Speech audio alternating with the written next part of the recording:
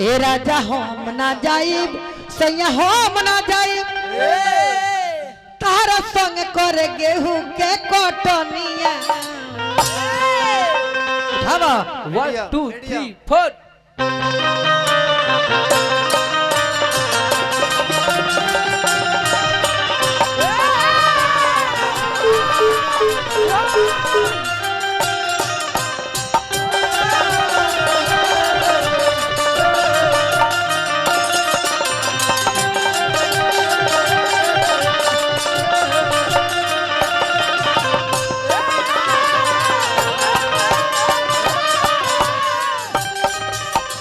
सैया बुझत काहे नहीं खबर सनिया हो सैया बुझत काहे नहीं खबर सनिया अब ही नया नौहर बनी हम कनिया हो अब नया बनी हम कनिया राजा हम ना जाई सैया हम ना जाई तारा संग करे गेहूं के कटनिया।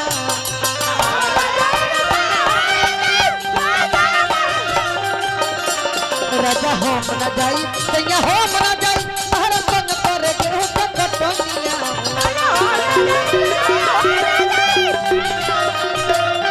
धीरे धीरे डालो ना बहुत दुखाता धीरे धीरे डालो धीरे डालो ना बहुत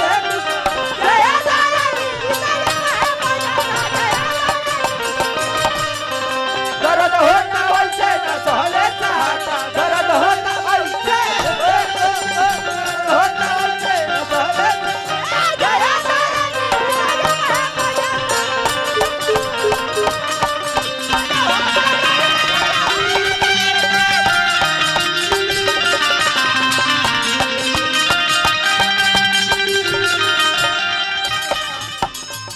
देखो बात मानो हमरा परिवार में तू बंटवारा मत कर।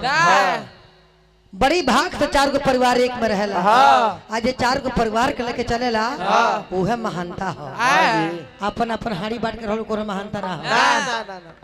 हरे राम यादव जी अब अपन मेहरारू रेवा लेकर रही या अपन मेहरारू लेकर अलगे रही या अपन मर्द लेकर अलगे रहे ये कोनो बढ़िया बात बा ना ना ना अरे 6 महीना भइले मोर जवानवा 6 महीना भइले जवानवा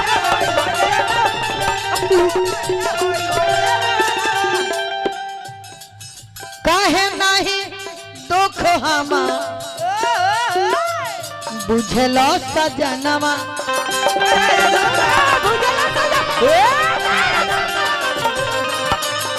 हमार दुख बुझ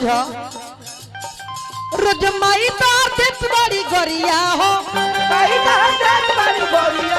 रजमाई तो बड़ी गरिया हो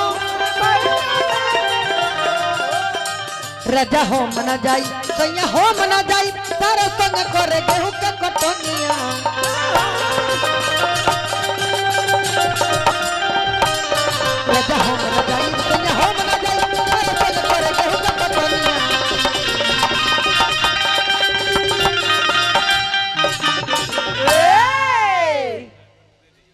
घर बंटवारा हो गए लेकिन इ नहीं है भाई कटनी करे गए मेहरारू